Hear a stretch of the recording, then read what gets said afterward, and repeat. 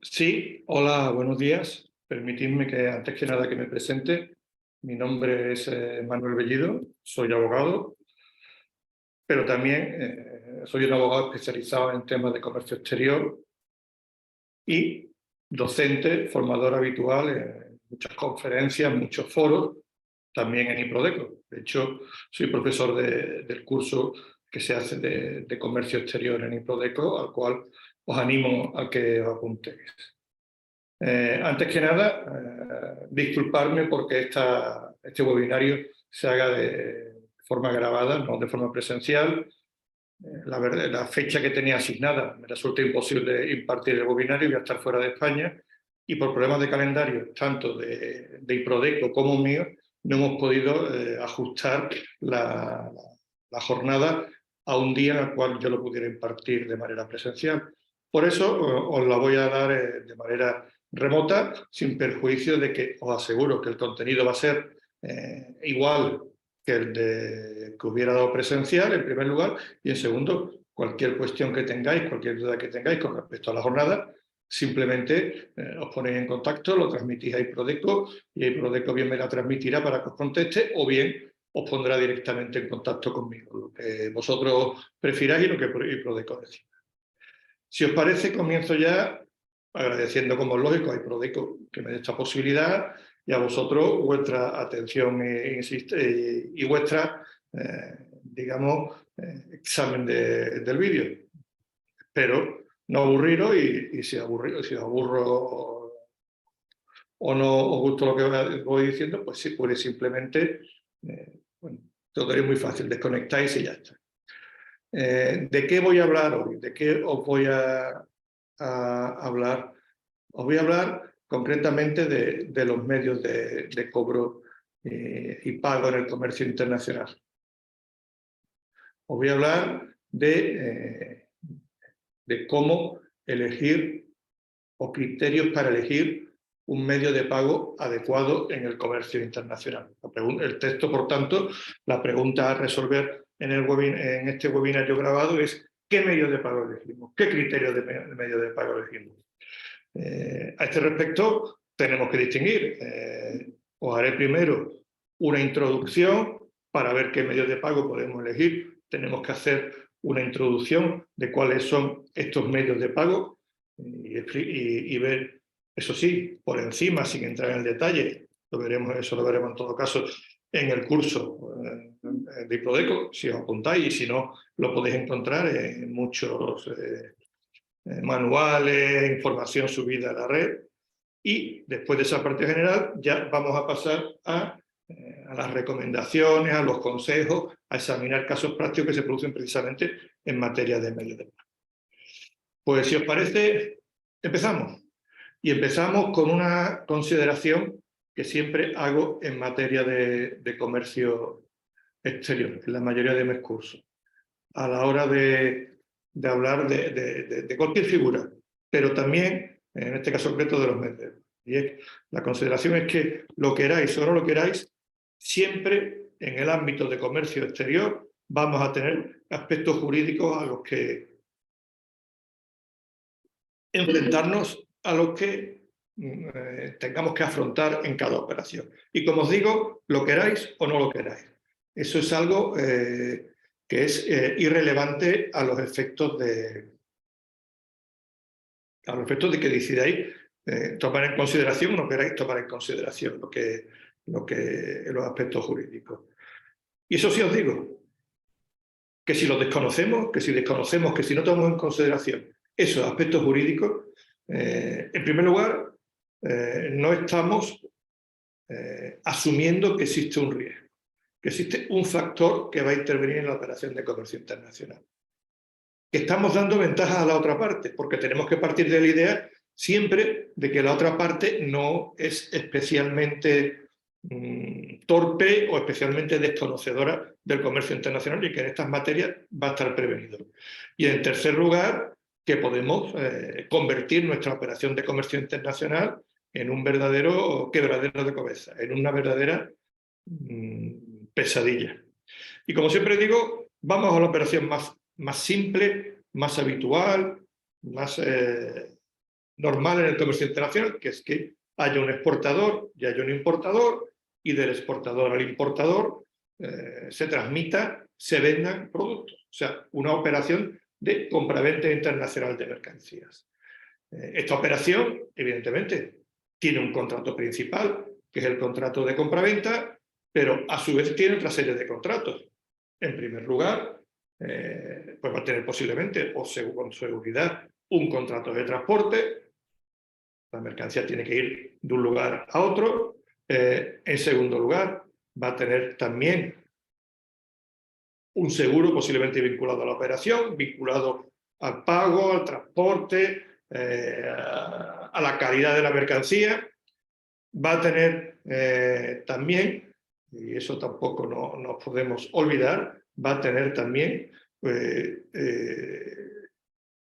una contemplación de los aspectos financieros del contrato. Y ahí es donde entra el medio de pago. Ahí es donde tenemos que tomar en consideración que en una compraventa también se va a realizar un pago. Junto a la entrega de la mercancía hay un pago de la mercancía. Y pago va a haber en todo contrato que tenga un carácter oneroso, que son prácticamente todos los que hacemos en comercio internacional.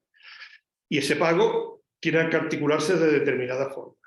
Desde la más simple, que es el pago, el desplazamiento en efectivo, hasta la más complicada, las más complejas, que ya veremos. Tenemos el comercio internacional, tenemos desde crédito documentario, tenemos las obligaciones de pago bancaria, etcétera, etcétera.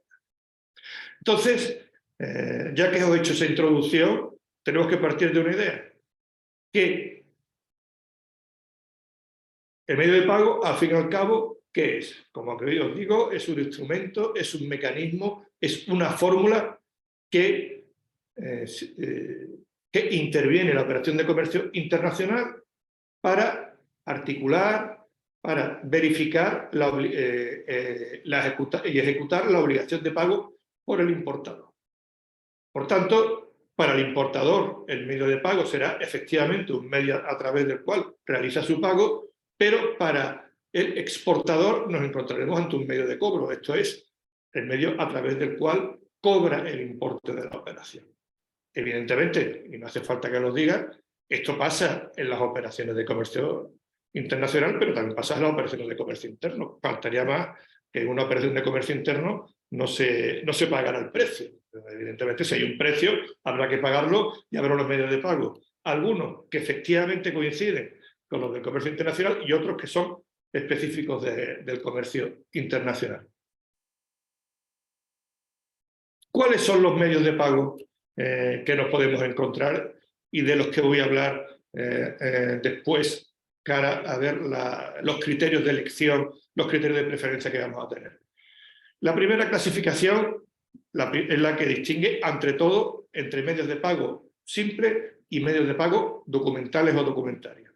Simples, que en principio no hay que cumplir ningún requisito documental, que será más fuerte, más débil, más importante o menos importante, para que se articule el pago. Medios de pago documentarios son aquellos que están vinculados a la circulación junto al dinero, junto a los fondos de la circulación de documentos. Eso sí, eso responde a una concepción tradicional del medio de pago. No nos podemos olvidar que los pagos también se pueden articular a través de medios de financiación. El pago se articula a través de una financiación y al final, aunque digamos efectivamente al final la financiación se va a traducir en un desplazamiento de fondos, no nos olvidemos que hay una financiación previa que también habrá que configurarla como un medio, podemos decir, indirecto de pago. Estos cobros a través de sistemas especiales de financiación. Y en último lugar, también hay un medio o hay unas vías de pago indirectas, que es a través de las garantías. Si la operación, por cualquier razón, no se traduce, no da lugar a un pago, pues se pueden articular, se pueden establecer, se pueden prever garantías que al fin y al cabo lo que harán es que en caso de que se produzca ese impago inicial, el acreedor lo que hará es ejecutar la garantía y cobrar a través de la misma. Por tanto, clasificación de medio de pago. En los tradicionales tenemos que distinguir entre los medios de pago simples y los medios de pago documentarios. También hay que hablar de medios de pago, digamos, entre comillas, más modernos, que son los vinculados con la financiación, y después también medios de pago, también podemos decir indirectos, como son los vinculados a garantía.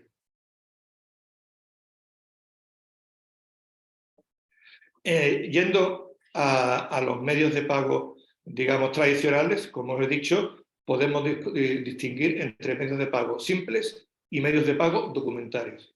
Medios de pago simples, que son los primeros que vamos a ver, son aquellos en los cuales no se produce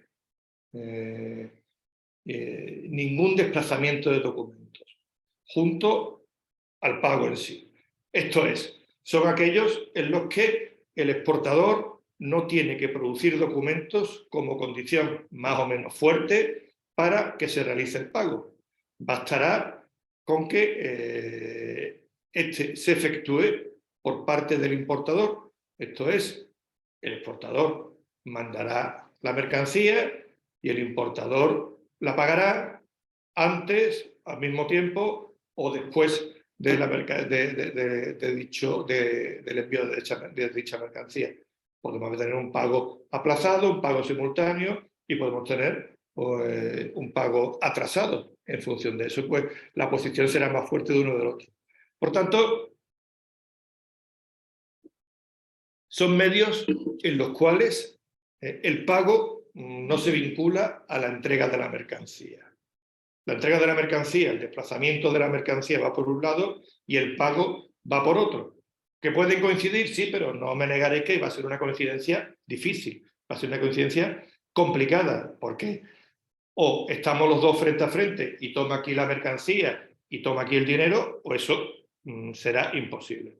Por ello, es verdad que aquí lo digo, que normalmente ese medio de pago implica una renuncia al control de la mercancía por parte del importador. Cuidado, si el pago es aplazado a la recepción de la mercancía, no, digamos que el riesgo pasará al exportador y tampoco no nos impide que haya un cierto control, aunque no vinculado al pago, a través, por ejemplo, incluso antes de la llegada de la mercancía, a través de empresas de inspección, a través de inspección. En definitiva, en este caso, si el pago es anterior a la llegada de la mercancía, el riesgo va a ser mayor para el importador. Si el pago es posterior a la llegada de la mercancía, pues evidentemente el riesgo va a ser mayor para el exportador, pero tradicionalmente se ha pensado en el supuesto de que el pago sea anticipado para hablar de este riesgo. Por regla general, y tenerlo siempre en cuenta, cuando hablamos de medios de pago simple, se piensa que el exportador está en una situación más fuerte. Cuando hablamos de medios de pago documentales, se piensa en cambio que es el importador el que está en la situación más fuerte. ¿Cuáles son los medios de pago simples por excelencia? En primer lugar, están los medios de pago, digamos, más tradicionales, más habituales. Evidentemente, un pago en efectivo, pero olvidaros, hoy en día no se hacen pagos en efectivo, no se hacen pagos en efectivo apenas en las operaciones internas, mucho menos en las operaciones internacionales. Se pueden utilizar soportes que no impliquen desplazamiento físico del dinero, pero que sí, digamos, no sean medios de pago, sino medios para pago. Hablo aquí de los cheques, de los pagarés, de las letras de cambio, que efectivamente existen también en el ámbito internacional, no solo en el ámbito interno, y como ya veremos, en ocasiones está vinculado a remesas, pero en principio tampoco es el medio habitual. Mucho más habituales son lo que hablo aquí de las órdenes de pago simples, de las transferencias bancarias.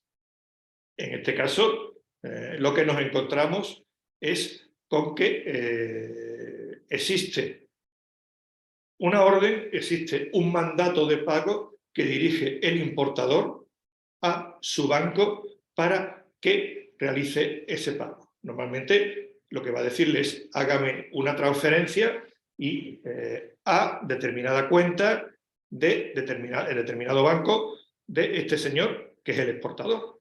Y el banco, en principio, si hay fondos, si no ven nada irregular en la operación, el banco del importador hará esa transferencia, aceptará esa orden de pago sin más cuestiones y verificará esa transferencia.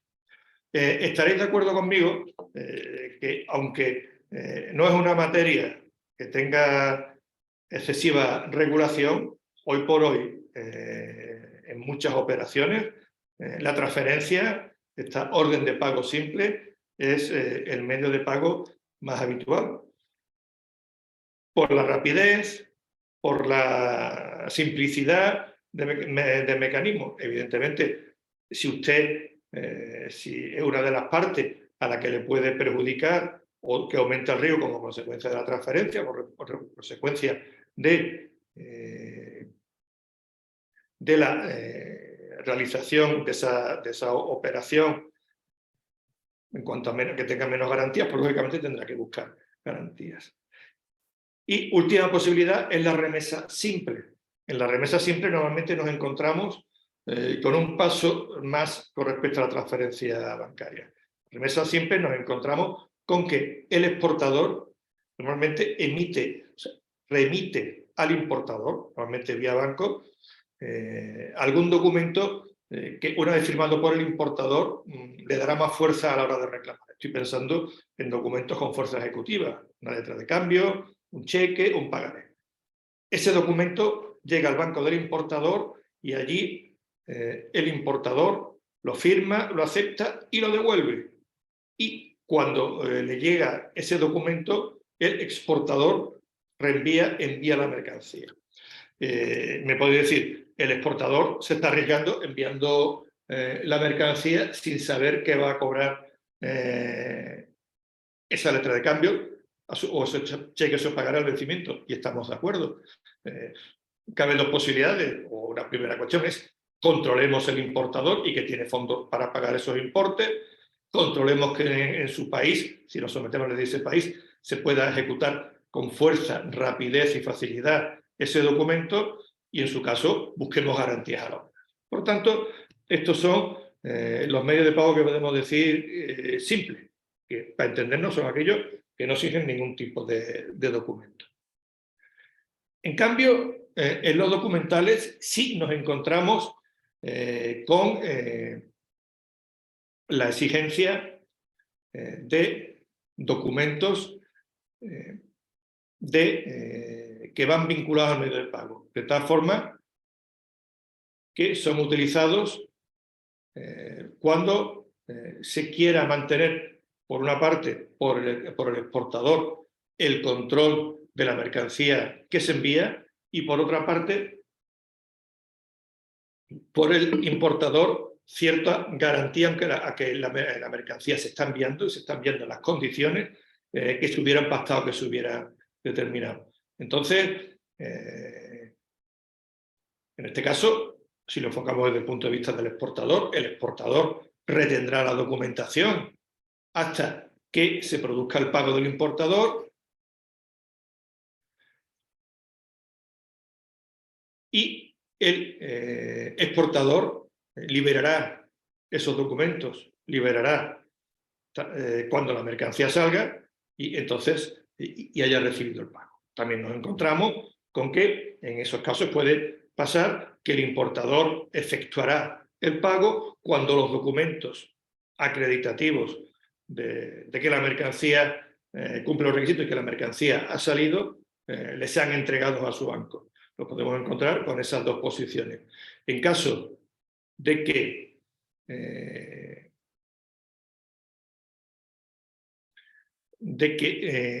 no se realice el pago y la mercancía ya vaya en tránsito, si el exportador no ha entregado la documentación, lo que ocurrirá es que en cualquier momento podrá exigir la devolución de la mercancía porque sigue estando a su nombre, sigue teniendo derecho sobre él.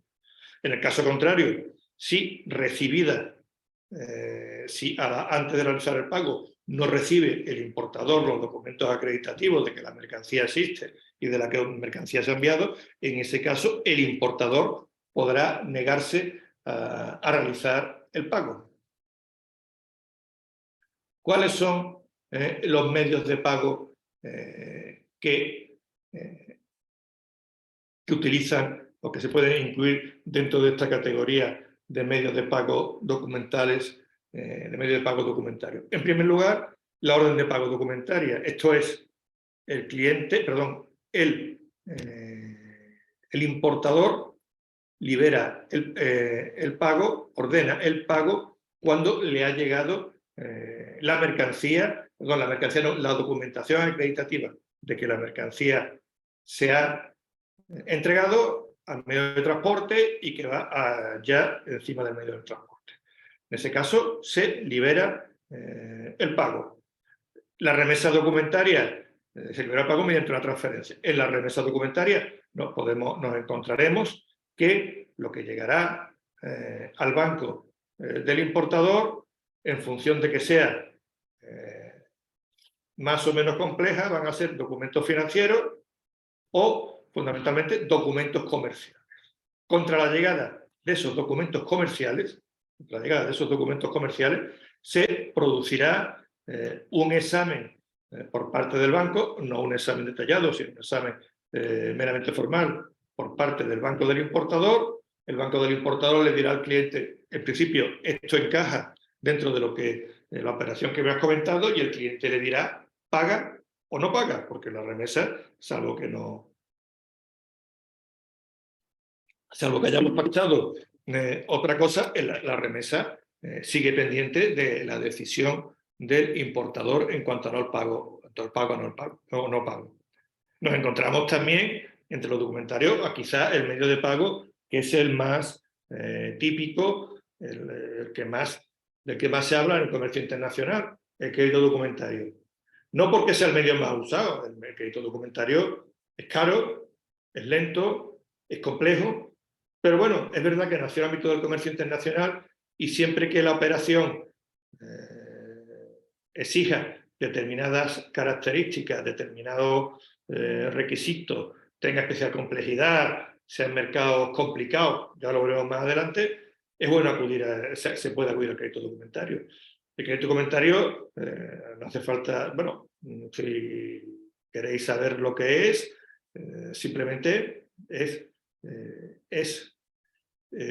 un medio de pago en el cual se articula la operación de pago previa acreditación documental de que el exportador ha cumplido todos los requisitos.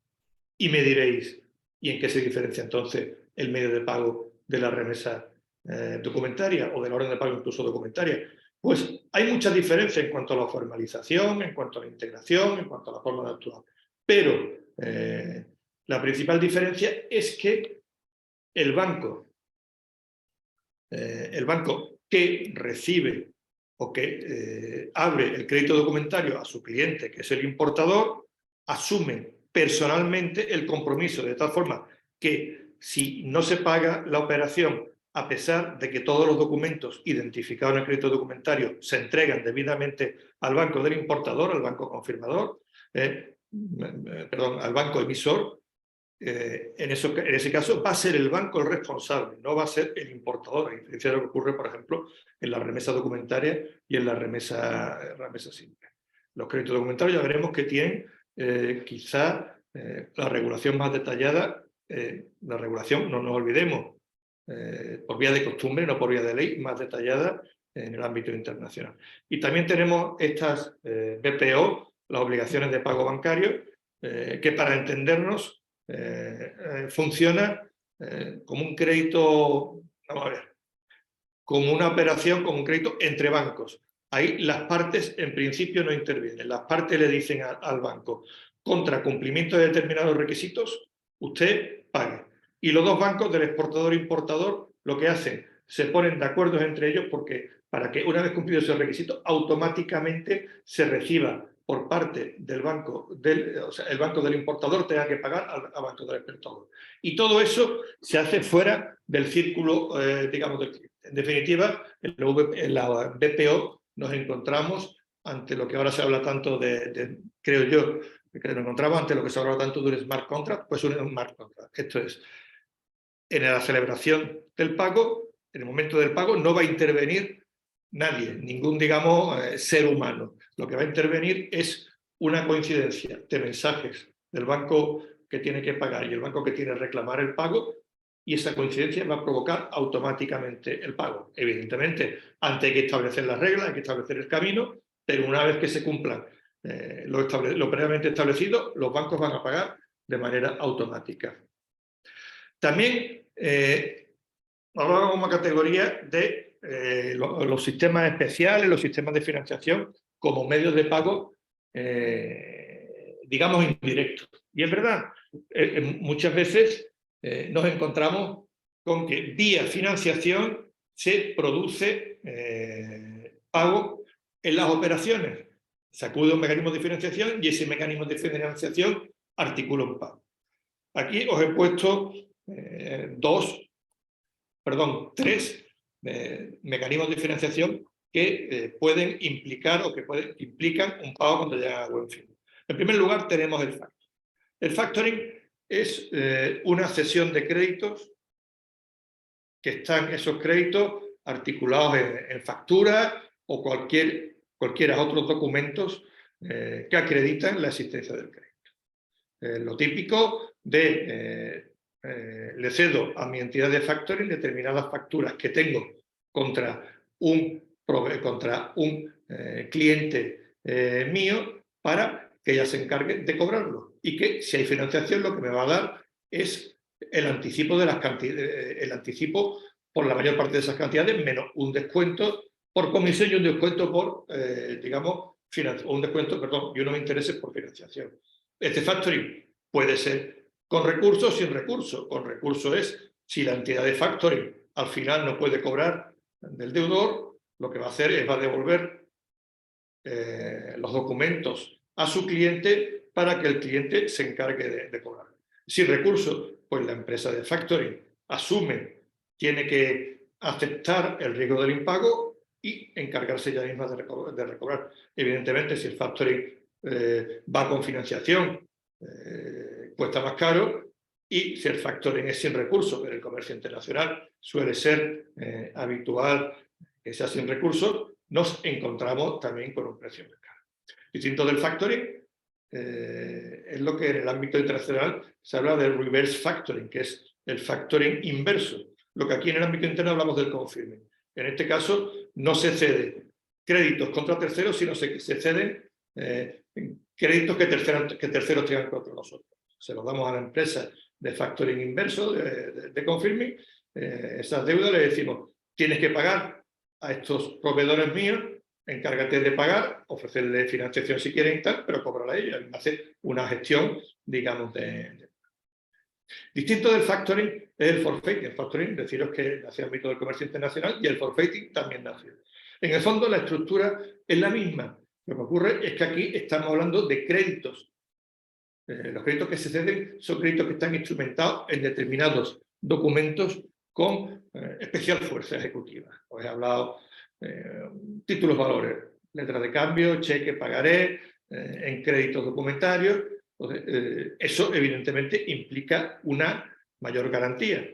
Por ello, el forfaiting es siempre sin recursos. Esto es, la empresa de forfait tiene que asumir el riesgo del impago, y además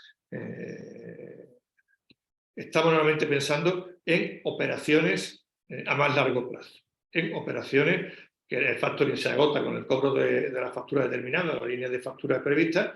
El forfaiting muchas veces está vinculada a operaciones de infraestructura, operaciones que exigen un largo plazo temporal hasta su liquidación, y el cliente de la empresa de forfait no puede esperar todo ese proceso para ir cobrando, sino lo que puede hacer es intentar anticipar, forfateando esas facturas, esos títulos valores, ese crédito con la empresa de forfait. Y en último lugar tenemos que hablar del leasing.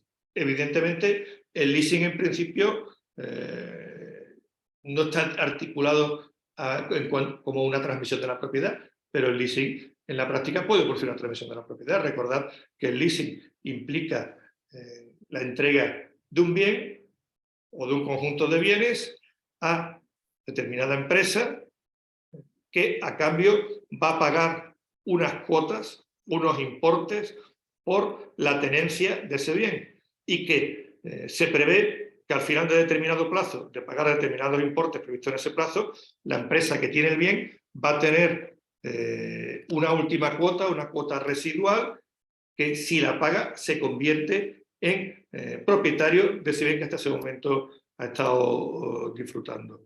En definitiva, al final se va a convertir en una compra, eso sí, a muy largo plazo, con pagos inicialmente vinculados solo al uso, pero que después se convierten, si se paga la cuota, el importe residual final, se convierte en una adquisición de propiedad. Y eso existe en el ámbito nacional, pero también se puede hacer en operaciones de comercio internacional. Y en último lugar, tenemos la posibilidad de acudir como medio indirecto de pago a las garantías. ¿Por qué se acude, o por qué digo que es un medio indirecto de pago? Porque al fin y al cabo la operación se puede cobrar a través del pago normal, el pago ordinario, pero también se puede cobrar, si no se realiza ese pago ordinario, porque no se quiere o no se puede cobrar a través de la ejecución de una garantía. Normalmente, esa garantía va a ir vinculada al pago de la exportación a garantizar que ese pago se realice. Evidentemente, hay garantías para otras cosas, como para, por ejemplo, garantías de buena ejecución que aseguren la calidad del producto o la calidad del servicio. También se pueden garantizar la devolución de anticipos que haya hecho el importador. Todas esas categorías, evidentemente, también se pueden utilizar como garantías, pero aquí me estoy refiriendo fundamentalmente a las garantías que nos cubren el impago. Normalmente, estas garantías se habla de garantías contractuales, en una regla uniforme de la Cámara de Comercio Internacional, y de las que nos interesan al respecto son efectivamente las garantías de pago. O sea, esa regla de la Cámara de Comercio Internacional habla de garantías de licitación, de reembolso, de buena ejecución, de mantenimiento. Bueno, pues cada una contempla cada una de esas posibilidades. También se puede distinguir entre garantías condicionadas y garantías a primera demanda, otra categoría, y existe una regla uniforme de la, ya veremos, ya la citaré, de la Cámara de Comercio Internacional, precisamente para las garantías a primera demanda, y también tenemos las stand-by, o en español se llaman cartas de crédito contingentes, que tienen una finalidad de pago, pero también fundamentalmente una finalidad de garantía, Pues bueno, cuando ejecutamos esa garantía, cuando esta garantía va a cubrir el pago, nos encontramos que vía ejecución de esa garantía se va a obtener el pago de la operación. En definitiva, la garantía se articula como un medio, eso sí, un medio indirecto de pago. En cuanto a la regulación de los medios de pago, y prometo ahí terminar prácticamente cualquier mención a los aspectos legales, hay que tener en cuenta varias cuestiones. En primer lugar, que no tenemos ninguna regulación internacional obligatoria aplicable a la garantía. No hay leyes internacionales, no hay tratados, no hay convenios. Lo que hay son prácticas internacionales. Prácticas internacionales, cuando hablo de prácticas internacionales, hablo de costumbres, de usos internacionales, que, yo lo digo ahí, son ampliamente conocidos y regularmente observados, que es lo que dice concretamente el término que utiliza el Convenio de Viena para referirse a prácticas que en principio pueden entenderse aplicables a operaciones, porque en las partes de los mismos, aunque digan que no la conozcan, deberían haberla conocido por ser ampliamente conocido y regularmente observada en el sector comercial.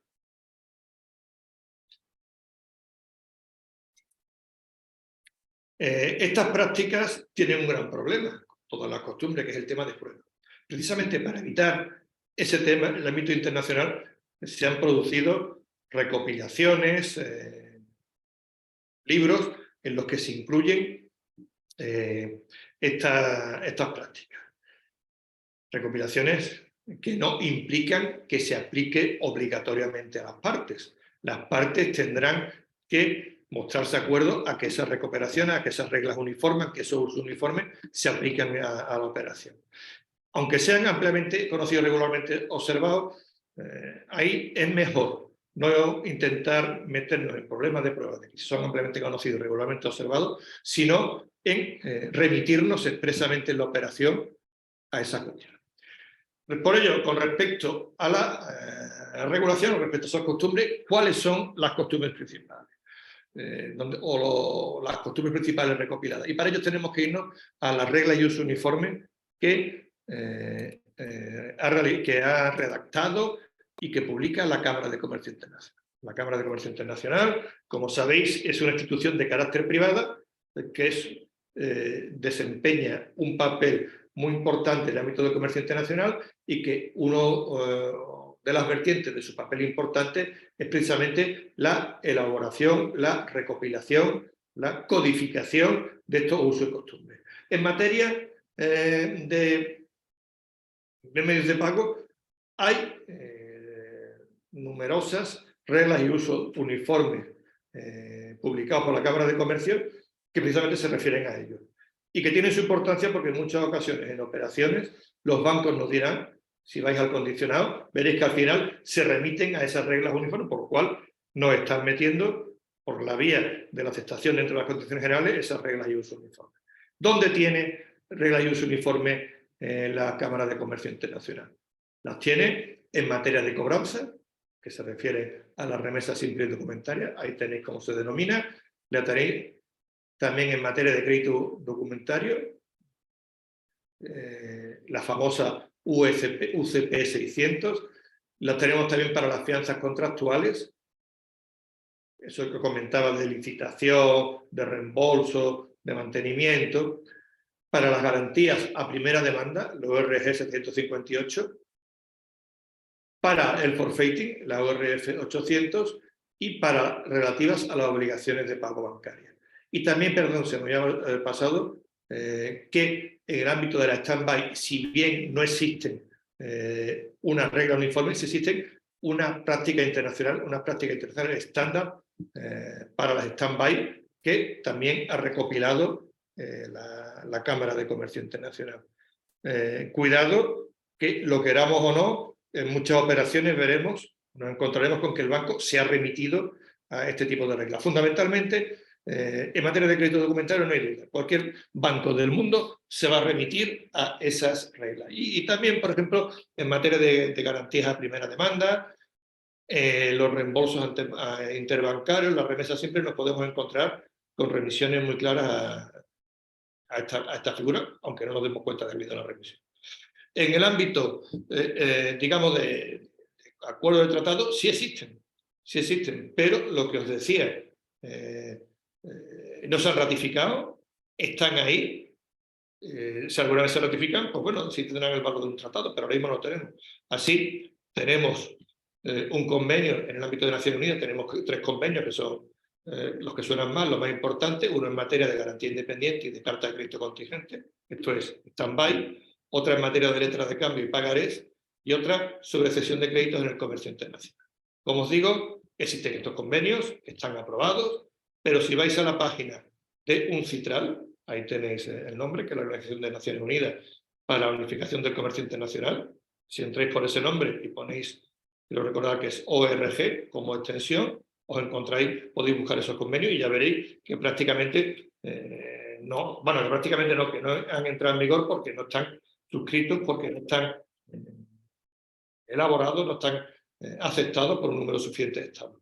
Y también nos encontramos con que una institución de carácter privado y una labor fundamentalmente investigadora en el comercio internacional, Unidroid, ahí tenéis el nombre, podéis entrar en la página web y mirar su normativa y para qué sirve. Tenemos que tienen en materia de factoring internacional y en materia de leasing financiero internacional, tienen también unos convenios que tampoco han sido aceptados por ningún Estado, que tampoco podemos decir que han entrado en vigor, que no hay remisión a los mismos, pero bueno, ahí están también por si queréis saber.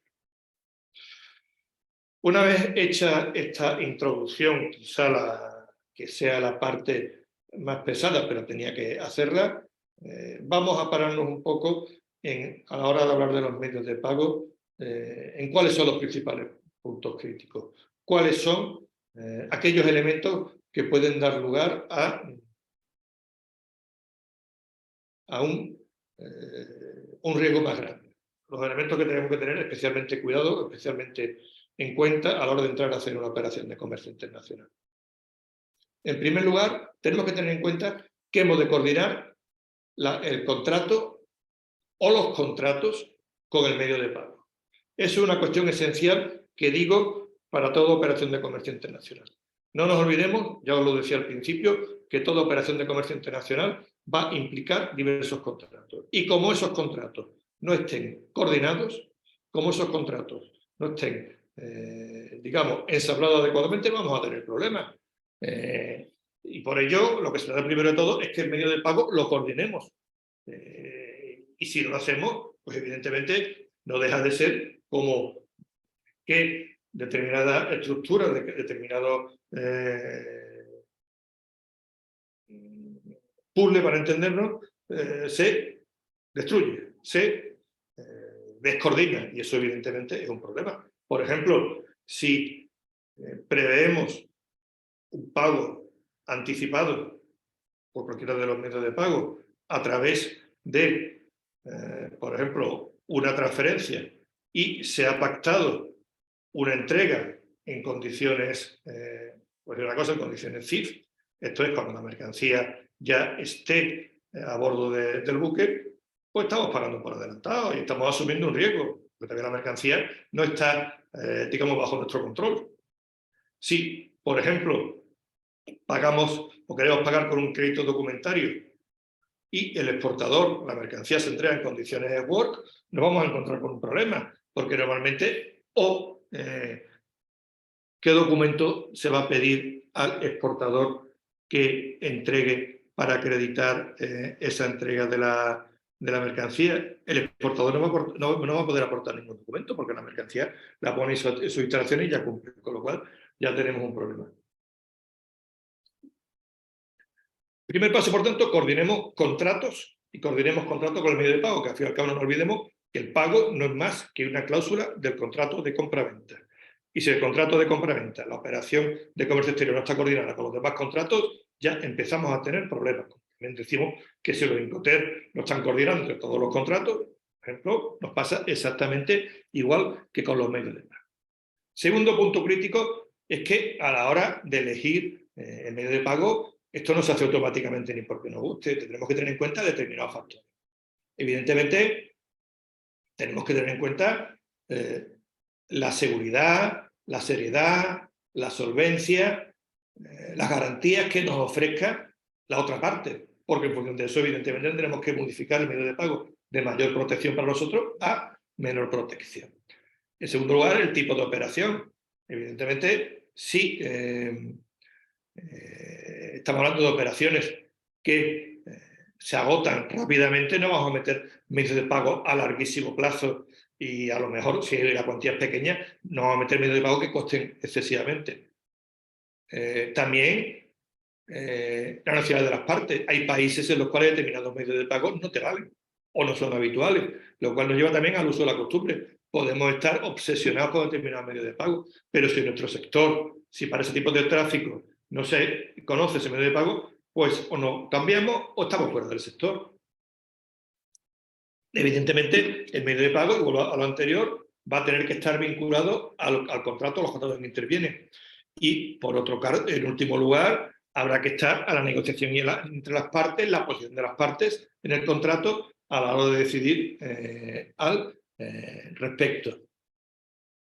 A su vez, no nos olvidemos que muchos medios de pago tienen subtipos de los que ya he hablado, por ejemplo, a la hora de hablar de la orden de pago, que puede ser simple o documentaria, igual que la remesa puede ser simple o documentaria. De crédito documentario no quiero deciros, porque el crédito documentario hay numerosas variedades. De crédito documentario irrevocables y revocables, regla general hoy en día, y así lo prevé las reglas y uso uniforme de la Cámara de Comercio Internacional, es que son irrevocables, salvo pacto en contrario.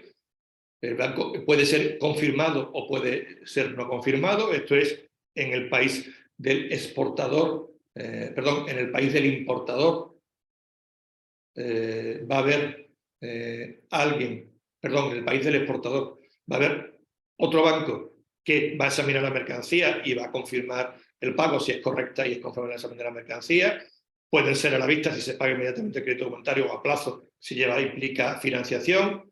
Puede ser, se habla también de créditos documentarios rotativos o revolving, esto es créditos que en función de las operaciones se pueden ir después recargando y dando lugar a nuevas operaciones en función de las entradas y salidas de fondos. Los tenemos también con cláusulas rojas o verdes según admitan anticipos con más exigencias de mayores o menores documentos para que esa posibilidad de pago, transferible o no transferible, si el crédito documentario se puede transmitir o no durante la pendencia de la operación, si el crédito, puede haber créditos de respaldo, esto es aquello que se emiten a su vez para respaldar otros créditos documentarios. Recordad que también las stand-by, no recordad, os digo que las stand-by pueden ser directas o indirectas si cumplen directamente esa función de garantía o lo cumplen de forma indirecta. Y después no nos olvidemos que hay medios de pago que son o que admiten la tramitación electrónica, pero tenemos que remitirnos a ellos. Por ejemplo,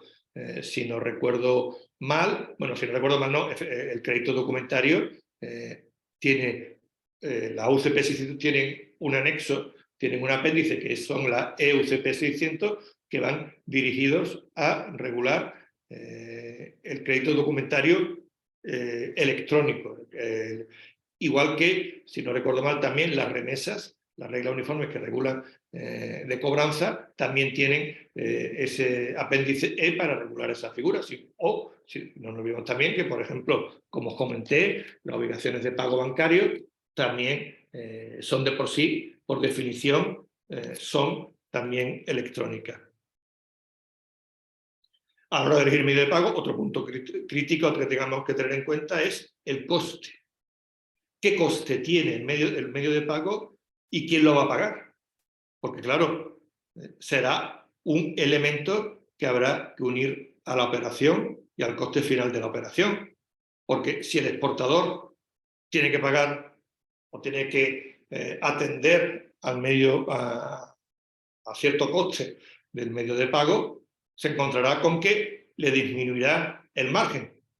O no, porque lo tendrá que repercutir en factura, pero es que a lo mejor no puede repercutir en factura si no lo ha previsto. Y por su parte, el importador, si tiene que pagar costes vinculado al coste al crédito documentario, se encontrará con que el precio se verá aumentado en esos costes. Por tanto, coste vinculado al medio de pago y, a su vez, vinculado o puesto en relación ese coste del medio de pago con el coste total de la operación y de los parámetros económicos de la operación. Siguiente elemento, siguiente punto crítico a tener en cuenta. ¿Cuáles son los medios técnicos y personales de que dispongo y de los que dispone mi banco? Porque si no hay posibilidad con los medios técnicos de los que dispongo y los medios personales de controlar que el medio de pago se realiza adecuadamente, pues evidentemente estamos asumiendo un riesgo. Y no quiero decir nada con respecto a la electronificación, a la digitalización de los medios de pago. Nos podemos encontrar con que no podemos atender la vía digital para el pago, a pesar de que se ha cerrado. Nos podemos encontrar que hay países en los cuales los medios electrónicos no son utilizados o no se pueden utilizar. Y entonces eso nos bloquea la operación. La BPO, la Banking Payment Obligation, las obligaciones de pago bancaria, todavía, por ejemplo, en Europa no son prácticamente conocidas. ¿Y por qué? Porque no se han implementado las plataformas a través de los cuales tienen que hacer.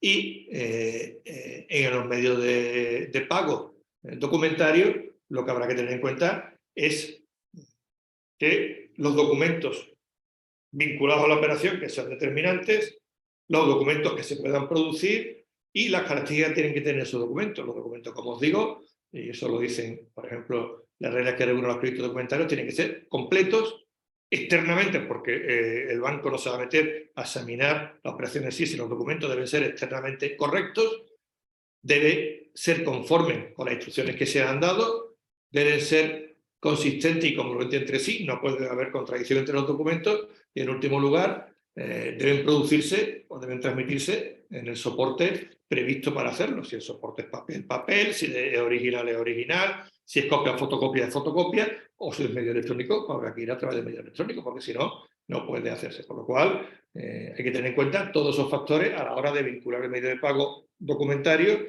a los documentos que esto tiene que tener en cuenta. Y también tenemos que tener en cuenta que hay medios de pago en los cuales hay cierta o hay bastante actuación o posición de fuerza de una de las partes, pero otros en los cuales se intenta vincular el pago o el no pago a criterios objetivos.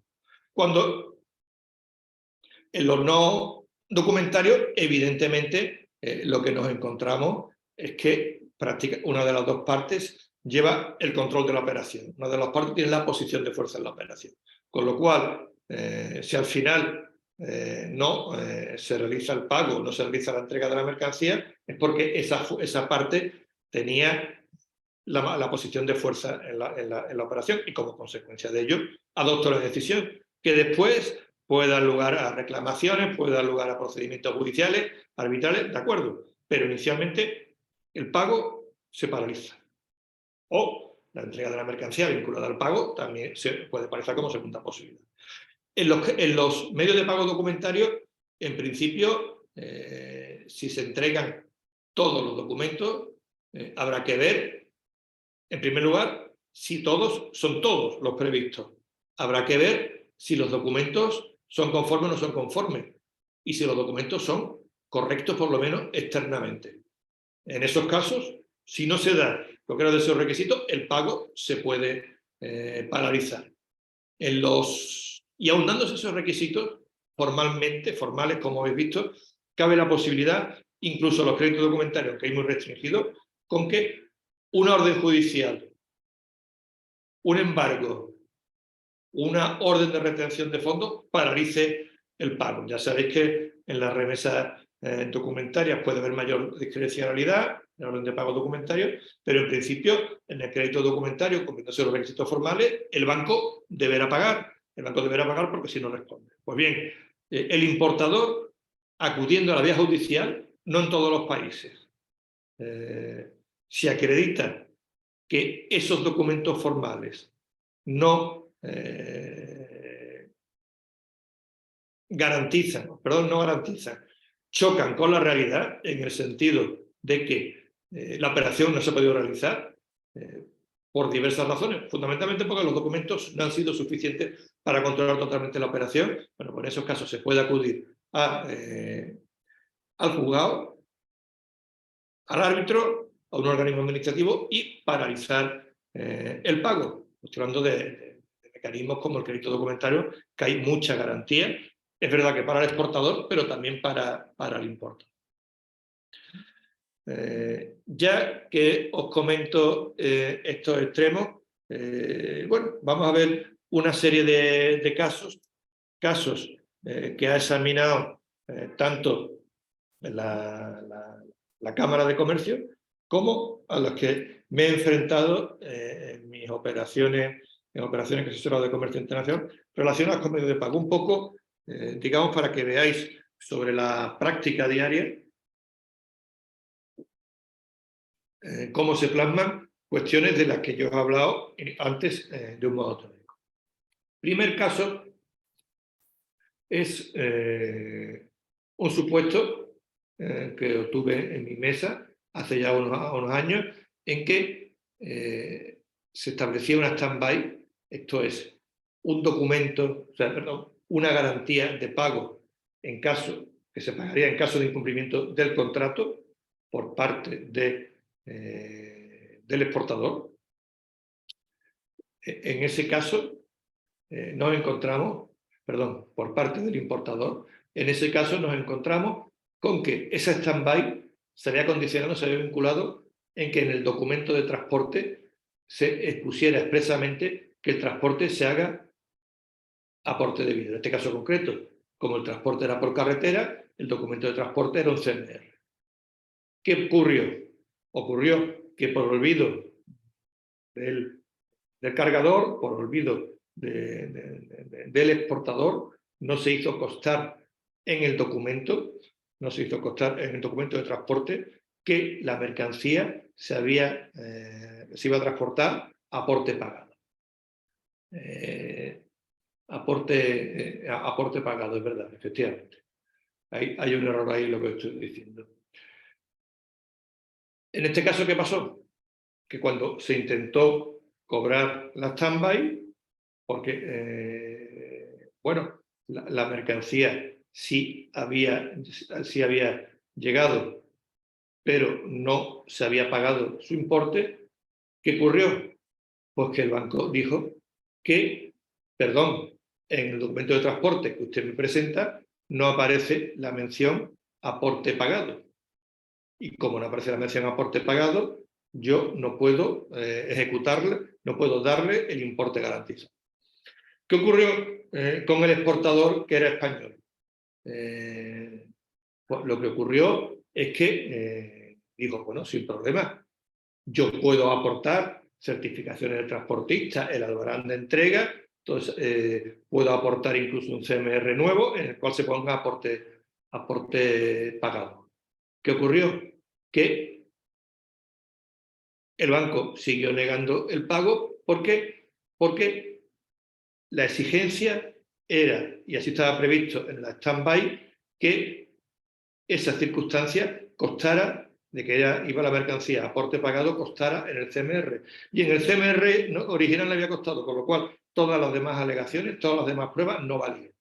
Por ello, en ese caso concreto, pues al final no se pagó, no se permitió la ejecución o se rechazó la ejecución de la garantía por el banco que la había concedido.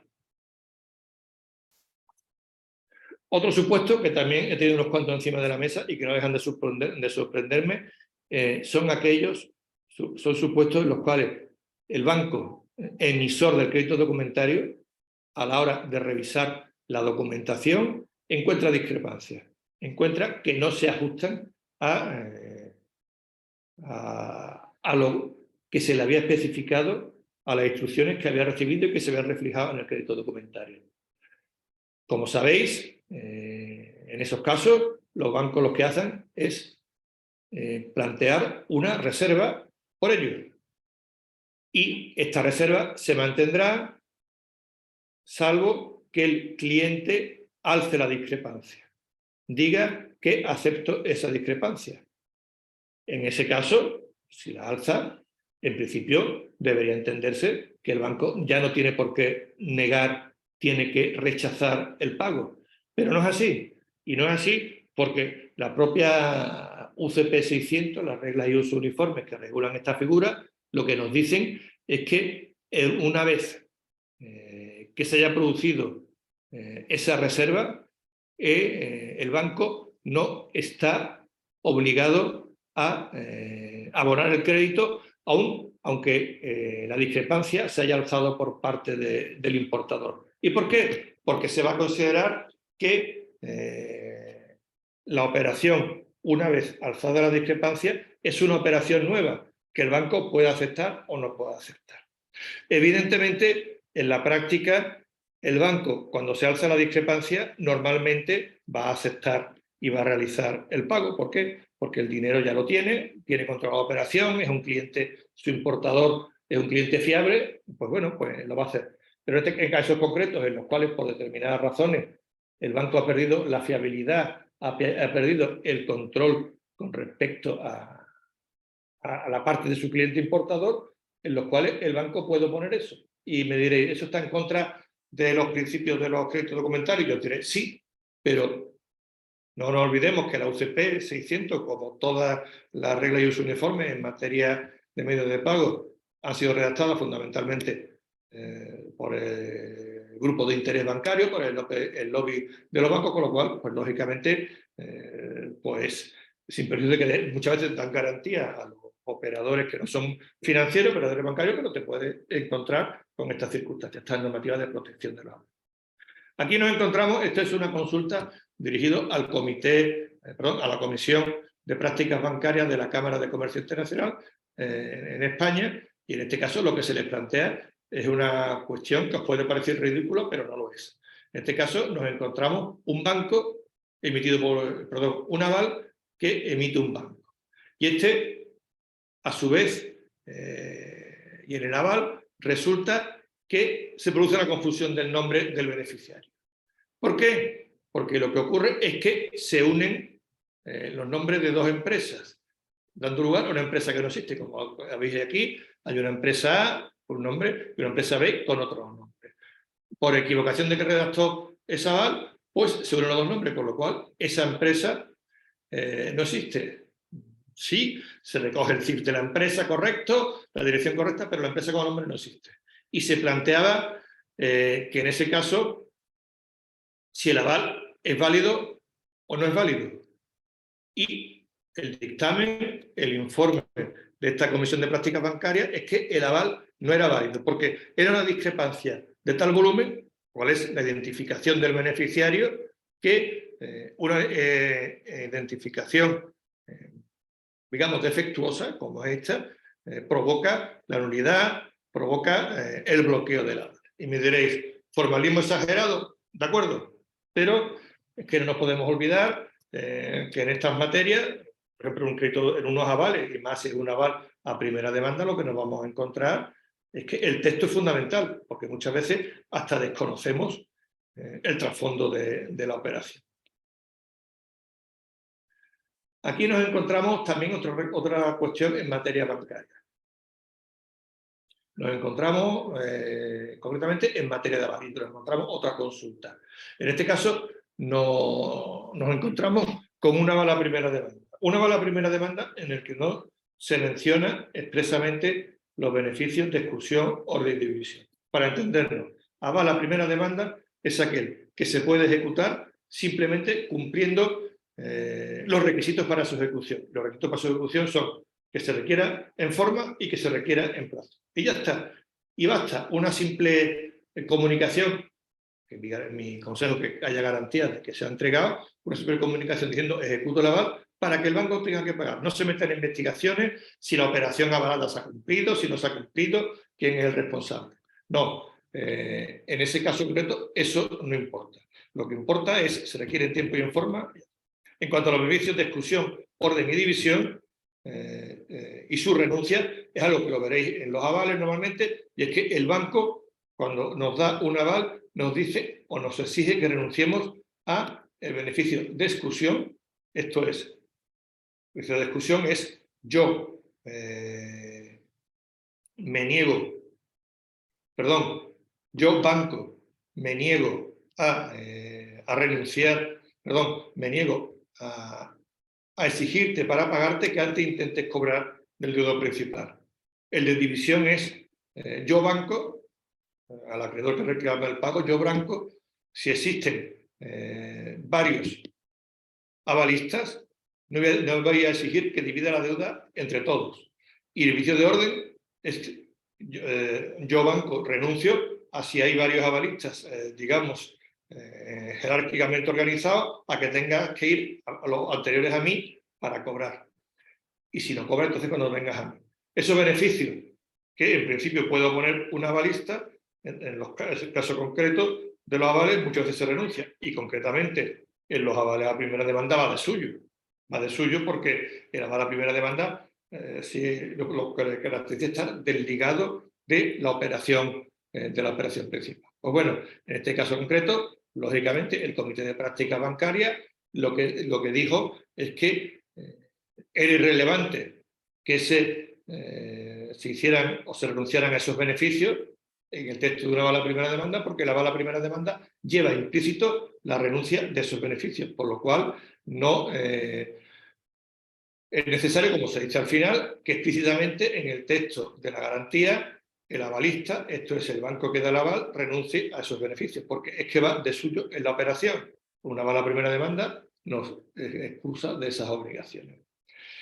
Otro caso concreto, para que veáis hasta dónde llega el afinamiento del tema, nos encontramos en el tema de un crédito documentario. Un crédito documentario en el cual el banco que tiene que pagar se niega a pagar porque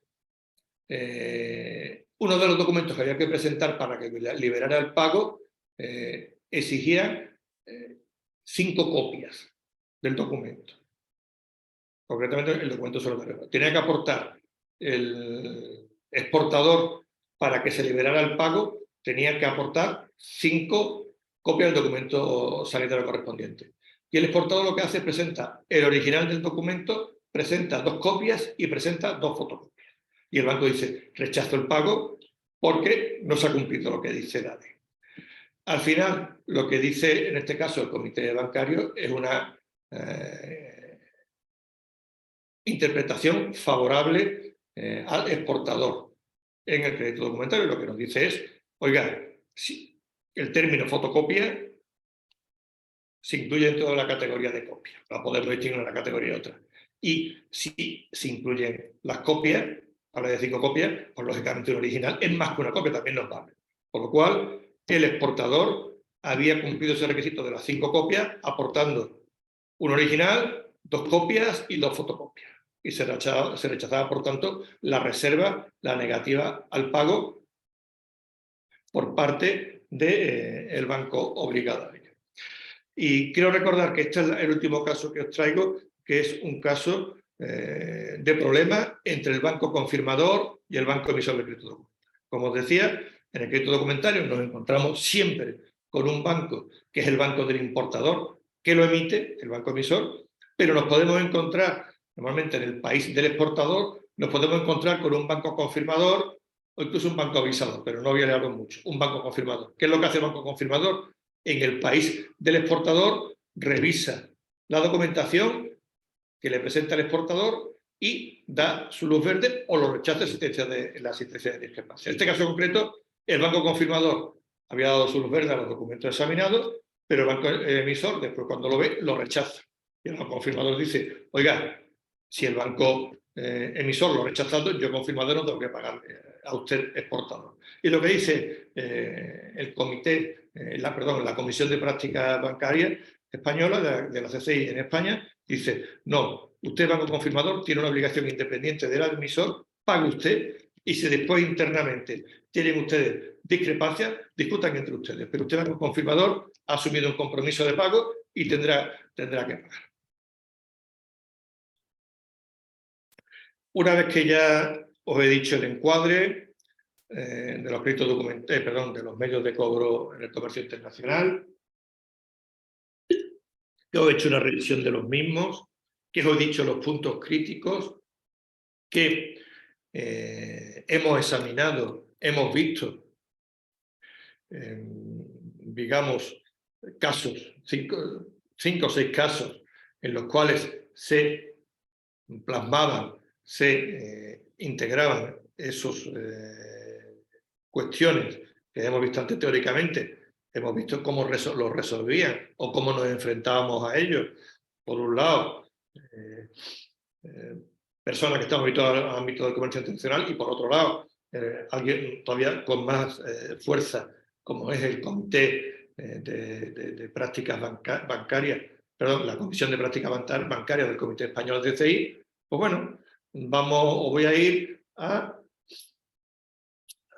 daros unos consejos, unas precauciones para la utilización de los créditos documentarios, para elegir el crédito documentario adecuado.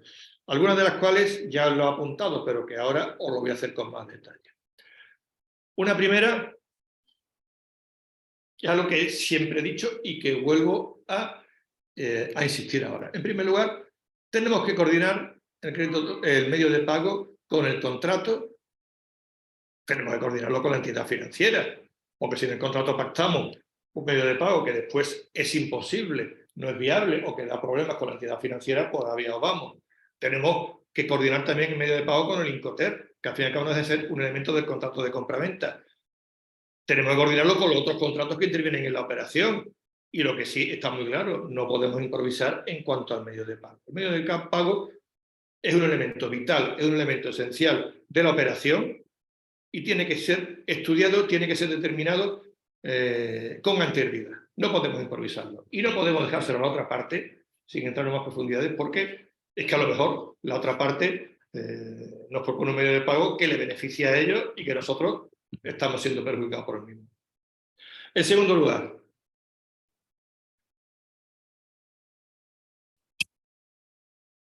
Si somos el importador, le tendremos que dar unas instrucciones muy claras a nuestro banco, instrucciones que deben coincidir con lo que hemos acordado con el exportador respecto a cómo articular el pago, respecto al medio de pago elegido. Las instrucciones deben ser, como digo, claras, deben ser concretas, deben ser precisas. Eso, en relación con el banco, debe incluir, si hay documentos, el detalle de los documentos. ¿Por qué? Porque el banco va a actuar en función de las instrucciones que le damos.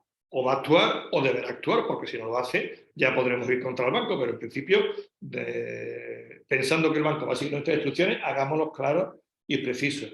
Y evidentemente, dado que estamos en un contrato y tenemos que reconocer el contrato, las instrucciones, las órdenes que demos, deberán estar ajustadas a lo que hayamos pactado con nuestro exportador. Y el exportador, evidentemente, tendrá que dar su luz verde a esas instrucciones que demos al banco. Bien porque así se establezca, o bien porque si no, no siga adelante en la operación. En tercer lugar, vamos a ver, si soy importador, voy a irme a mi banco, que va a estar en mi país. Y si soy el exportador, evidentemente voy a intentar no tener que ir para cobrar al banco del importador en otro país. Aquí tenemos, por ejemplo, he hablado en el crédito documentario del banco confirmador, que es aquel que se coloca en el país del exportador, evidentemente para ayudar al importador en tanto en cuanto está más cerca del exportador, conoce los requisitos, conoce la mecánica bancaria del país del exportador, pero también para ayudar al exportador, porque el exportador va a cobrar de un banco ubicado en su país. Y cuidado, aquí os lo pongo, también sabéis que en el ámbito del crédito documentario, banco confirmador y banco avisador son diferentes. Banco confirmador está en el país del exportador y va a controlar los documentos y va a pagar contra corrección de dichos documentos que examina. El banco avisador también está en el país del exportador, pero ni va a controlar los documentos ni va a realizar por algunos, simplemente va a canalizar las comunicaciones entre las partes del contrato. En cuarto lugar, si estamos con medio de pago documentario, cuidado con el envío de los documentos. Es verdad que cada vez se está cuidando más un sistema de documentos digitalizados, de medios digitales. Ya he hablado que tanto la uso uniforme para las cobranzas como el uso uniforme para los créditos documentarios ya tienen anexos para su vertiente electrónica. Existen también unas reglas uniformes para las operaciones comerciales digitales de reciente publicación, que lo tenéis en la página web de la Cámara de Comercio Internacional y por lo menos hasta hoy se pueden descargar gratuitamente, que prevén esas posibilidades. Pero si vamos al envío físico, vamos a ver, enviémoslo correctamente. Si hay que mandarlo al banco del importador, no se lo mandemos directamente al importador para que se le dé a su banco, porque entonces acabamos en manos del importador. Incluso si vamos por medios digitales, tengamos plataformas digitales adecuadas para la transmisión y el documento digital que se transmita se adecue debidamente a la operación, porque si no, tampoco el medio digital es la panacea. El medio digital es la panacea. Si el documento lo tenemos que mandar firmado electrónicamente, no es que lo tengas impreso en documento, lo firmes, lo escanees y lo mandes. Eso no es firma digital. Firma digital es una firma con determinados requisitos que permite controlar que electrónicamente ha firmado alguien con la documentación, con las claves necesarias para poder firmar ese documento. Que en el fondo lo que hace es convertir el documento electrónico firmado, igualarlo al documento en papel firmado. En los términos que utilicemos para la operación, como os digo, los términos deben ser claros, posibles y no confusos. Por ejemplo, ahí el ejemplo que os pongo. Clean on board, limpio a bordo. Hasta la última regulación de los créditos documentarios, porque ha habido reglas y usos uniformes anteriores, creo recordar que la última es de 2007, si no recuerdo mal, el clean on board siempre daba problemas. ¿Por qué? Porque se solía poner los créditos documentarios como requisito. Esto es, que en el documento de transporte apareciera que la mercancía había subido, se había embarcado limpia a bordo. ¿Y qué pasaba después? Que ningún capitán de buque emitía un conocimiento de embarque con el cliente on board. Eso, la regulación, los usos de uniformes, la última versión, la UCP 600, suprimen esa exigencia presumiendo que si no se dice nada en contrario, la mercancía ha llegado limpia a bordo. Y yo creía que ese problema estaba solucionado, pero hace poco he tenido un caso de una empresa española que le exige exportar determinados productos a Marruecos, que el banco marroquí, que es el emisor del crédito documentario, le está exigiendo que el documento de transporte implique un clean on board. Y ellos saben, aquí en España, que es imposible tener ese clean on board.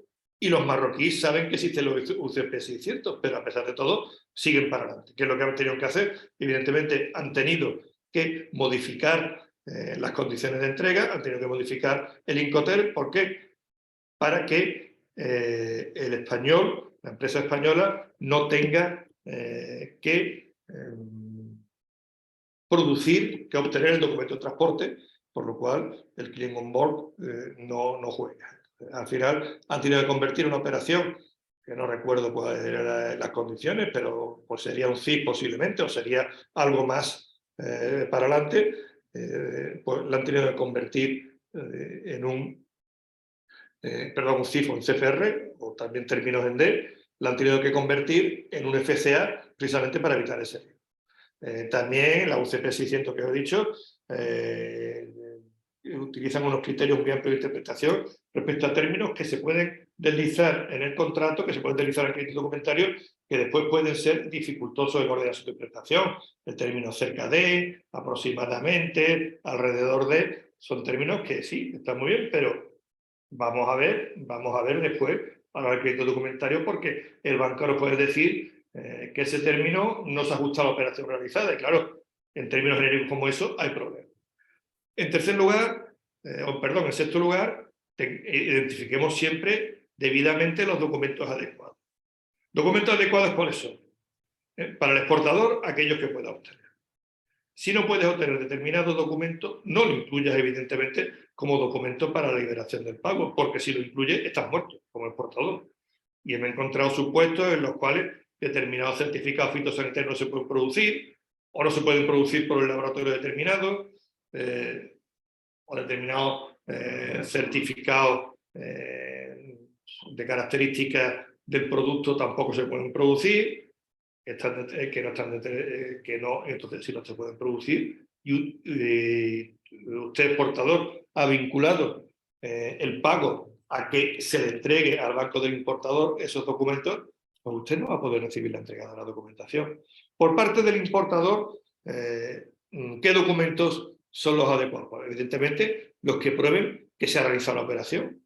Porque si el importador se limita a pedir determinados documentos y a pesar de ello, a pesar de que tenga esos documentos, todavía quedan trámites posteriores para que se realice la operación, pues tenemos un problema. Evidentemente tenemos un problema.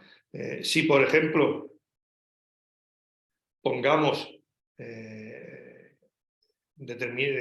vinculamos la entrega de la mercancía hasta la producción del documento de transporte y con posterioridad a ese documento de transporte hay trámites que van a producir documentos que resulta que no están previstos en el crédito documentario, nos encontramos con que la mercancía a lo mejor no llega a las instalaciones, pero que el banco nos va a decir, nuestro banco, mire, yo tengo que pagar porque usted exigía hasta aquí y hasta aquí los documentos que se me han entregado son los suficientes. Más para allá, de acuerdo, pero yo ahí ya no puedo entrar. Porque el documentario yo me limito a los documentos y ya está. Por ejemplo, vamos a ver si en destino, por ejemplo, hay que hacer una inspección, hay que pasar una inspección, hay que volver a realizar un pesaje, volver a realizar un control de calidad y resulta que eso no está previsto en el crédito documentario. ¿Qué va a ocurrir? Que aunque el documento aduanero sea negativo aunque el pesaje, aunque el control de calidad sea negativo, lo que va a ocurrir es que el crédito documentario se ha cumplido los requisitos documentales y que el banco va a tener que pagar. Después discutiremos en un contrato, perdón, en un pleito, en una reclamación, de acuerdo. Pero ya por lo pronto el importador ha pagado, porque su banco ha pagado, porque a pesar de que quiera paralizarlo, salvo que vaya a la vía judicial y no paralice, que es muy difícil, pues el banco ha pagado. Y yo no se lo he podido impedir, el importador. En último, también otra precaución, pongamos las condiciones que sean las adecuadas a la operación y que se cumplan. Así, si por ejemplo el documento o medio de pago está vinculado al transporte, tendremos que especificar cuáles son las características del transporte que permiten la liberación de ese medio de pago. Así, por ejemplo, podemos excluir los embarques parciales, podemos excluir los transbordos y si se excluyen, ¿vale? Puede ser por una razón objetiva, pero a lo mejor puede ser porque simplemente se ha copiado un crédito documentario o el banco ha tirado de modelos de formulario. Eso en primer lugar. Y en segundo lugar, si se establecen esas condiciones, cuidado, no vaya a ser que se haya producido un embarque parcial, se haya producido un transbordo y no esté permitido, porque en ese caso el pago quedará paralizado. Si hay plazos, que los plazos sean relevantes para la operación y que los plazos se cumplan. Porque si los plazos son relevantes, está bien ponerlos. Oye, pues interesante establecer un plazo de pago, siempre es lógico, pero a lo mejor hay un vencimiento, hay un plazo de embarque, hay un plazo de desembarque, hay un plazo de cierre de la operación, etcétera, etcétera, etcétera. Y si esos plazos no se cumplen, se puede parar la operación. Y si esos plazos son necesarios, ¿por qué lo vamos a meter en la operación que nos está paralizando el pago? También identifiquemos debidamente los lugares, porque si está mal identificado el lugar de origen de la mercancía, el lugar de entrega, el lugar donde se ha producido el transbordo, donde se va a producir el transbordo, pues tenemos otro problema. Porque si la mercancía resulta, y ya lo hablamos, por ejemplo, ya lo comentaba con respecto a los Incoterm, se dice que se va a entregar en determinado puerto y ese puerto no es el correcto, pues nos encontramos con que el medio de pago documentario se puede paralizar, sobre todo en crédito documentario, evidentemente, o con el banco, en las obligaciones de pago bancario, no van a casar los mensajes entre los dos bancos, con lo cual no va a quedar liberado automáticamente el pago. Y en cuanto a los medios documentarios, fundamentalmente el crédito documentario, tengamos en cuenta que las entidades financieras, que los bancos, lo que controlan son documentos, no controlan la operación. El responsable del banco en materia de la operación esa concreta en cuanto al medio de pago no se va a poner a investigar si la mercancía estaba en unas condiciones, en malas condiciones, va a exigir un análisis, va a meterse en el buque, va a meterse en el camión, en el tren para ver cómo está la mercancía, va a tomar muestras. No, eso no lo hacen los responsables de los bancos.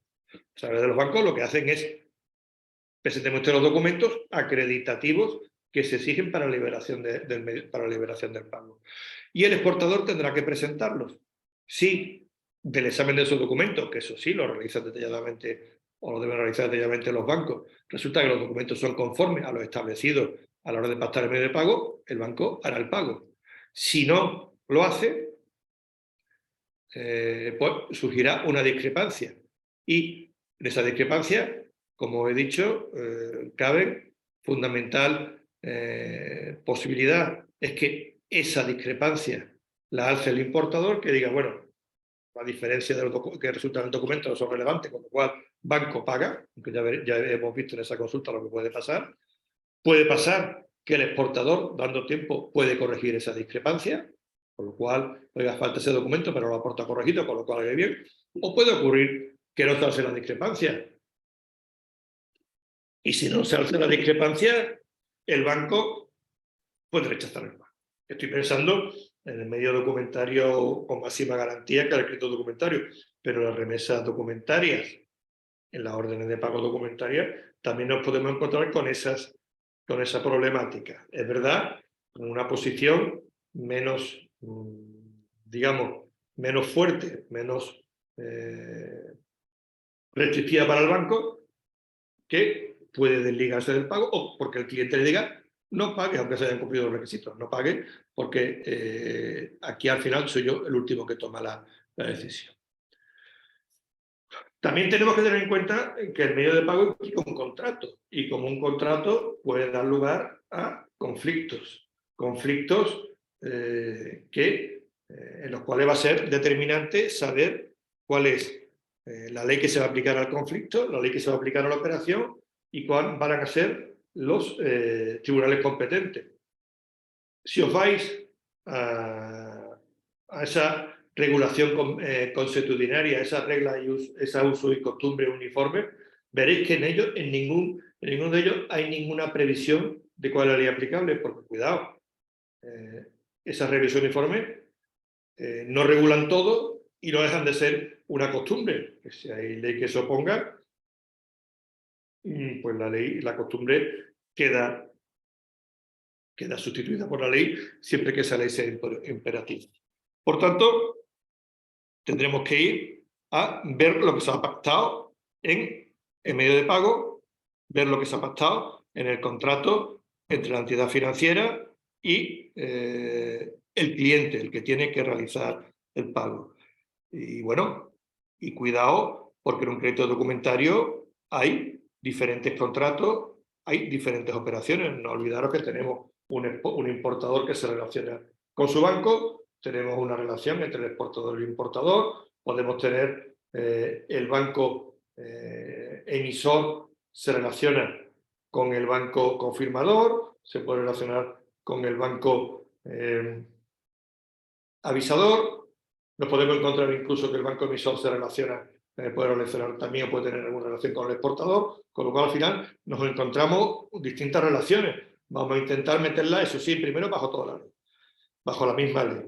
Y en cuanto a la ley aplicable, pues bueno, como os digo, no hay tratados, no hay convenios que nos resuelvan ese tema con respecto a los créditos documentarios, no hay reglas uniformes que nos digan cuál es la ley aplicable, y la única excepción, por lo que yo, regla general, habrá que estarlo pactado. Única excepción al respecto, en la Unión Europea sí tenemos un reglamento, el reglamento sobre la ley aplicable a las obligaciones contractuales, que establece una serie de criterios para determinar la ley aplicable a determinados contratos. Cuidado, no a todos, pero esos criterios parten de uno, que es el fundamental, que es el básico. Los contratos se someterán a la ley libremente elegida por las partes. Y en cuanto al tribunal, a quien resuelven los conflictos, aquí tampoco existe ningún convenio internacional que regule la materia. Es verdad que en la ley que hay un convenio de La Haya en materia de sentencia, en materia de ejecución de sentencia, que puede tener o que tiene incidencia a este respecto, pero ese convenio de La Haya, que acaban de ratificar hace poco la Unión Europea y con ello todos los estados de la Unión Europea, con alguna excepción que ahora mismo no recuerdo exactamente, todavía no está en vigor. Por lo cual, regla general, la misma. Habrá que estar a lo que las partes hayan voluntariamente pactado. En defecto de pacto entre las partes, pues bueno, habrá que ir a la ley nacional. Ley nacional, que interviniendo dos partes de diferentes estados, nos podemos encontrar con que discutan no se pongan de acuerdo en cuál es el tribunal competente. Excepción de este tema de leyes de conflicto, la Unión Europea. En la Unión Europea tenemos un reglamento, Bruselas I, que regula, entre otros aspectos, la competencia judicial. Reglamento este Bruselas I, que nos dice, como regla general, que habrá que estar también a lo pactado entre las partes. Y no olvidemos también una cuestión, que en el ámbito del comercio internacional es más frecuente que en otros ámbitos el recurso al arbitraje. Con lo cual, si vamos a arbitraje, en principio, esta cuestión de cuál es el tribunal competente no se aplicará. Iremos a un árbitro, iremos a un tribunal arbitral, iremos a una corte de arbitraje que, con independencia de la nacionalidad, con independencia de dónde está, tendrá que resolver ese asunto. Pues a lo mejor nos encontramos con temas de ejecución de la sentencia que se llama laudo, reglamento de arbitraje en otros países, pero como sabéis, la ejecución de laudos arbitrales es, en principio, más fácil en el ámbito internacional que en el ámbito que el de la sentencia. Salvo, como decir lo mismo, con la excepción, por ejemplo, de la Unión Europea, que la Unión Europea, ese reglamento Bruselas 1 que he dicho, también regula la ejecución de sentencia. La ejecución de sentencia, eso sí, dentro de la Unión Europea.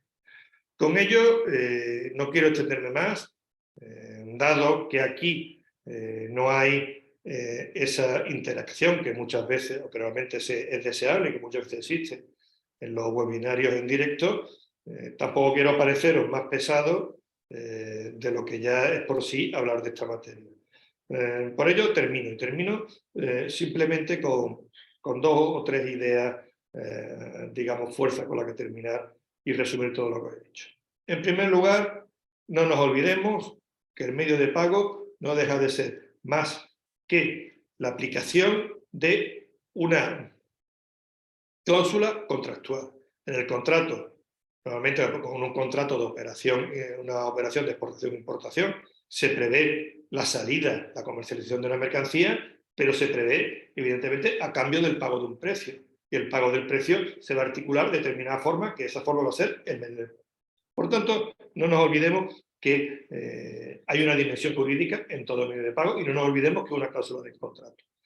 En cuanto a los medios de pago, podemos distinguir entre los tradicionales, que distinguen a su vez entre los simples y los documentarios. Los primeros, la liberación del pago se hace sin entrega de documentos. Los segundos, sí hay determinadas entregas y ocupando esa entrega de la documentación y las garantías vinculadas a ellos, mayor fuerza a medida que se va bajando desde la orden documentaria, la orden de pago documentaria. Después tenemos la remesa documentaria y después tenemos los créditos documentarios. También existiendo el soporte electrónico en el caso de las obligaciones de pago bancario. Esos son los medios de pago tradicionales. Medios de pago, digamos, financieros, a través de medios financieros, pues ya he hablado del factoring, el factoring inverso, el forfaiting y el leasing. Y medios de pago indirectos a través de la garantía. Recordad, hemos hablado de la garantía de la primera demanda, hemos hablado de las garantías contractuales. Son mecanismos de ejecución que a través de la ejecución de la garantía nos permiten ese cobro, ese medio de pago. Y que evidentemente el medio de pago no se puede elegir alegremente, tendremos que elegirlo en virtud de muchas circunstancias vinculadas a la operación, que no se puede dejar en improvisación, que tiene que estar vinculado, como os digo, a la operación que pretende elegir el medio de pago, y que una desafortunada elección del medio de pago va a provocar una crisis posiblemente en la operación en su conjunto. Crisis que beneficia al pagador o que beneficia al que tiene que cobrar, pero que evidentemente perjudica la operación en sí. En definitiva, a modo de resumen, no nos olvidemos, a la hora de hacer una operación internacional, cerrarla también adecuadamente en cuanto al medio de pago, porque si no, seamos exportadores o seamos importadores, vuelvo a reiterar, vamos a tener. Y no quiero, como os he dicho, sobrepasarme más. Cualquier duda, cualquier cuestión que tengáis, hacerla llegar a iProdeco para que o bien os ponga en contacto conmigo o bien me transmita vuestra cuestión para que yo la resuelva. También haré llegar a iProdeco esta presentación para que, si ellos lo estiman conveniente, lo pongan a vuestra disposición. Y en principio y en final, como os he dicho, no tengo más cuestiones que plantear, con lo cual, muchas gracias por vuestra atención. Me voy a disculpar por no poder estar en persona con vosotros y espero que la frialdad y la distancia que supone que se grabe la intervención será compensado porque mis esfuerzos para que dicha intervención no sea pesada, no sea, digamos, inútil, han dado buen resultado. Muchas gracias por vuestra atención y animaros, os espero en mi módulo en el curso de Comercio Internacional que os ofrece iProdeco. En él hablaré de la contratación internacional, de los Incoterm, pero también hablaré de los medios de cobro y pago y hablaré de la financiación en el comercio internacional. Eso sí, no preocuparos, con un ritmo muy suave y sin machacaros en cuanto a trabajo y nada. Vosotros sois profesionales, muchos de vosotros sois profesionales, que este tema evidentemente os resulta complicado sacar tiempo y bueno, pues no tengo ningún problema en adaptarme a ello. Lo dicho, muchas gracias por vuestra atención y a vuestra disposición para lo que queráis. También es verdad, miradlo, en la última de las diapositivas tenéis, que habéis visto, tenéis mis datos de contacto. No soy más, perdonad, no sigo más. Muchas gracias.